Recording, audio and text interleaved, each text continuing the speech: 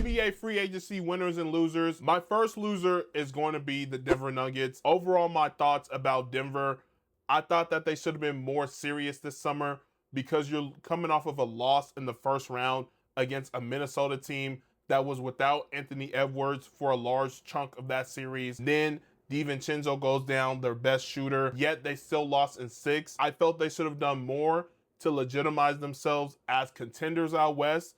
As it stands today, I think they will be a top 3 team, but there is clearly a distinct level between them and OKC and San Antonio. There's no shooting off of the bench. And then the backup center for Jokic is going to be Marvin Bagley. I'm not sure how to feel about that. I think Marvin Bagley could give them a solid 5 to 15-minute stretch during the regular season. But when it comes to the postseason, I'm not sure if he's going to be able to spell Jokic 5-10 minutes.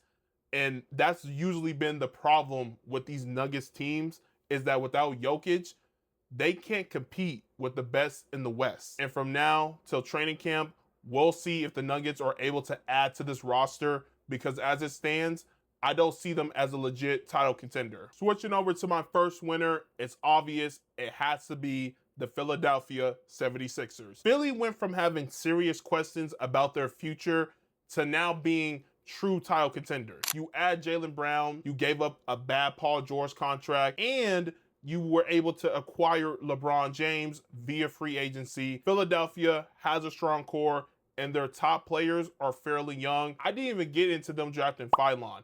I feel like he's an underrated acquisition during the summer, because where they got him in the draft was an absolute steal. I wouldn't be surprised if he's an instant spark off of the bench. My lone concern for Philadelphia as we get into training camp is going to be their depth. I think it could be improved, add more shooting, and address the backup center role. If this is a relatively healthy Joel Embiid season, maybe he plays a good 50 to 60 games. If not, that backup 5 spot might be troublesome for Philadelphia during a regular season. My second notable loser in free agency this summer are the Golden State Warriors. Obviously, they're trying to capitalize on one last Curry run, but they missed out on Bron, they missed out on AD, they missed out on Jaylen Brown, Giannis, Kawhi, all these potential stars that they were linked to,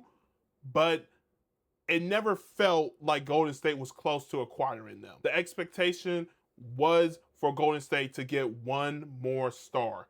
That's why Draymond initially was willing to take a pay cut. Instead, they're running back the same squad from last year that got knocked out of the play-in. Granted, Jimmy Butler should return at some point, but I don't believe that's enough to catapult the Warriors in the West. The West has gotten weaker, but I still believe the Houston Rockets, Minnesota, Lakers, they are still going to be the cream of the crop in terms of being a top 6 team. And then you have other teams who I expect will be on the rise, like the Jazz. This offseason was not ideal for Golden State. I think Yaxel Lindenborg is going to be able to be a solid piece for them moving forward. I don't consider him to be a potential perennial all-star, but he can be a great role player, especially on a championship squad. But outside of that, Golden State looks like they will not capitalize on one last Steph Curry run. For my other winners here in free agency,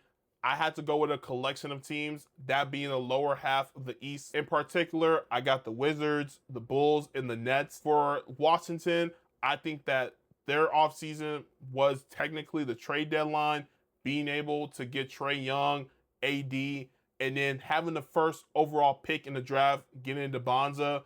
They should be a much better team this year. I won't say that they'll be a playoff team for sure, but I expect them to be in the mix for at least a play-in spot. Now, looking at the other two teams, the Nets were forced to have to be decent because they don't own their draft pick this upcoming year. Julius Randle's style of play isn't my favorite, but him with MPJ and the young talent that they have in Jaeger Dimon, and we'll see what Michael Brown Jr. can offer to the table. The Brooklyn Nets could be a competitive team night to night. And then finally, with the Chicago Bulls, I love the addition of Thiago Splinter as the head coach. I think he's going to be a perfect fit into this slap mentality that the Bulls are trying to adapt. Also, Caleb Wilson looks like he will have a strong rookie season. And then you have other vets on this squad that will raise the stock of this team. Overall, when it comes to all three teams, they will be better than what they were last year. And that's important considering the new draft changes this upcoming year. Before I get into my last loser and winner in free agency, I have a couple of honorable losers and winners. Let's start off on the loser side. First, I have the Pelicans. The reason why they're not on the main list is because I don't have expectations for them to be much of anything this upcoming year. And my second and last honorable loser is Detroit. The Pistons didn't have a bad summer, but the main reason for why this was not a strong offseason was because they didn't add another creator. And we saw in round 1 and 2 of the postseason that Cade Cunningham needs one more guy alongside of him. He can put up these crazy numbers, but when he's the only one who's tasked with facilitating the offense and getting his, it's going to be taxing on him. I thought they could have added another facilitator, but we'll see if that has any impact on them and was supposed to be a much better Eastern Conference. And then for my honorable winners, first, with an asterisk mark behind it, the Toronto Raptors. If the trade goes through, the Raptors will be a contender out east. And then my last honorable winner will be Boston. I know it sounds crazy considering they gave up Jaylen Brown and didn't really get much in return. I think this roster is going to be fine next year. They might not be a contender, how a lot of folks expected for them to be, but moving forward, that's where I think they will be considered winners. Moving Jaylen Brown's contract gave them the financial flexibility that will allow them to build a contender around Jason Tatum. And my last notable loser in free agency this summer is Portland. I feel like the Blazers are primed for a step back. A Ja and Dame backcourt offensively is going to be box office, but defensively, I have serious concerns about it, especially for a team like Portland that prided themselves last year on the defensive end.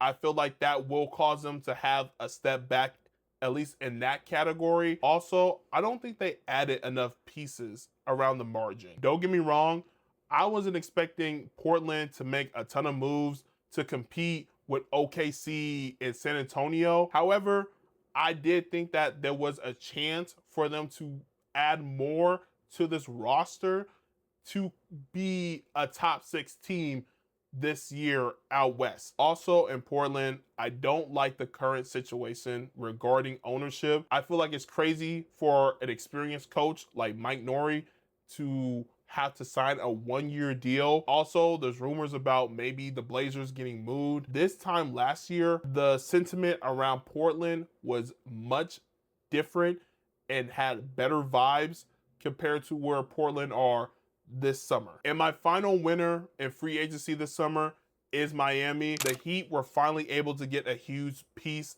that being Giannis. Now, I don't consider them contenders just yet. I feel like they still need to flush out the roster. They need more shooting outside of Tim Hardaway Jr. And I'm not sold on the point guard position, but this summer represents the start of the next Heat title push. And when it comes to this year, I'm expecting the Heat to make a push as a top 6 seed. If not, I feel confident they'll be able to get out of the play-in and into a playoff spot. Either way, expect playoff basketball in Miami this year. Let me know if you agree or disagree with my winners and losers. Also, which teams will you add to both sides of the list? That's going to do it for me. I've been the Don, and I'll see you all in the next one.